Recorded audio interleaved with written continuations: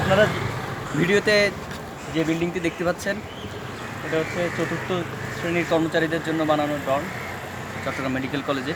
এখানে চতুর্থ শ্রেণীর কর্মচারীদের থাকে। আর এইখানে হচ্ছে মেডিকেলের সবচেয়ে বড় ডাস্টবিন। এখানে সব ধরনের ময়লা ফেলা হয়। এখন আপনার মনে প্রশ্ন জাগবে যে এত বড় একটা ময়লা ডিপুর পাশে মানুষজন কীভাবে।